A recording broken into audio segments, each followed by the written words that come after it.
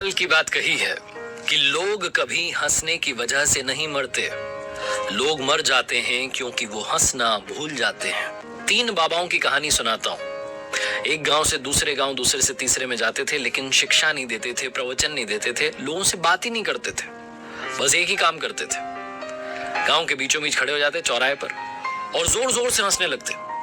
उनको हंसता हुआ देख करके 5-10 लोग इकट्ठे हो जाते, फिर भीड़ होती थी तो और लोग आ जाते और ये हंसते ही रहते थे, पूरे कंसंट्रेशन के साथ, डेडिकेशन के साथ, तल्लीनता से हंसते थे। इतना कमाल का हंसते थे कि जो लोग खड़े होते थे आजू बाजू, उनको भी हंसी आ जाती थी और सब लोग हंसते चले जाते थे। पूरा का पूरा गांव इकट्ठा हो जाता, गांव हंसी के समंदर में डूब जाता। लोग अपनी चिंताएं, अपना दुख दर्द भूल करके सिर्फ हंसते चले जाते। एक गांव में ऐसा करते, फिर दूसरे में जाते, तीसरे में जाते, इशारों में भोजन के लिए बता देते थे कि भूख लगी है, बाकी कोई और काम नहीं, कोई और बात नहीं।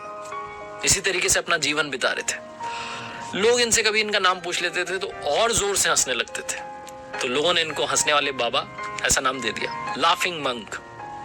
3 लाफिंग मंक, तीनों हंसने वाले बाबा। पूरा जीवन ऐसे ही बिताया इन्होंने।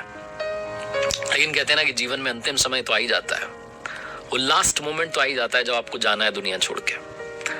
तो इनमें से एक बाबा की जिंदगी में उपल आ गया। एक गांव में रुके हुए थे, शाम का समय था, उनकी तबीयत खराब हुई। इशारों में बाकी दो ने बुलाया कि फटाफट से बुलाओ किसी को। तो वैद्य जी को बुलाया गया। वैद्य जी ने काफी इलाज किया लेकिन बचा नहीं पाए। रात में 1:30-2 बजे के लगभग उस एक बाबा की जान चली गई। अब ये बात जंगल में आग की तरह इस गांव में फैल गई, गांव से दूसरे गांव में, तीसरे गांव में फैल गई। लोगों को ये बात नहीं थी, ये दर्द नहीं हो रहा था कि वो व्यक्ति की जान चली गई। उनको ये था कि जो बाकी के 2 हैं, अब उनका एक साथी चला गया है, अब तो वो पक्का रोएंगे, हम उन्हें रोते हुए देखना चाहते हैं। तो उनकी अपनी अपनी सोच। तो अगली सुबह का लोग इंतजार करने लगे, भीड़ इकट्ठी हुई और लोग चल पड़े देखने के लिए कि अब तो वो दोनों रो रहे होंगे अपने साथी की मौत पर। जैसे से पास जा रहे थे, हंसने की आवाज आ रही थी। थोड़ा और पास गए तो देखा कि वो और जोर से हंस रहे हैं, इतना तेज हंस रहे हैं जितना तो जीवन में कभी नहीं हंसे। और लाश रखी हुई थी उसके पास में, दोनों बाबा जो बचे हुए थे, दोनों हंसे जा रहे हैं। लोगों ने जाकर के समझाने की कोशिश की कि आपका साथी चला गया है, कितने इमोशनलेस हो, आपके अंदर इमोशंस ही नहीं है, आपका साथी चला गया है दुनिया छोड़ करके, कम से कम आज तो मत हंसो, आज तो थोड़ा रो लो। वो जो बाकी के 2 बाबा थे, जीवन में पहली बार बोले।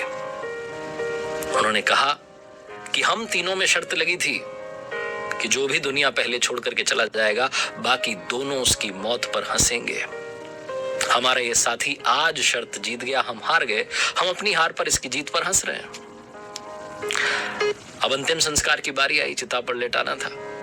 तो लोगों ने कहा भाई कपड़े बदल दो, नए कपड़े पहनाते हैं, परंपरा है। तो बाकी के 2 बाबा ने कहा कि नहीं, इसकी भी हमारे बीच में जो है बात हुई थी। इसने कहा था कि जब मेरा अंतिम संस्कार हो रहा हो तो मेरे कपड़े मत बदलना, इन्हीं कपड़ों में मुझे लेटा देना, क्योंकि मैं कभी अशुद्ध हुआ ही नहीं।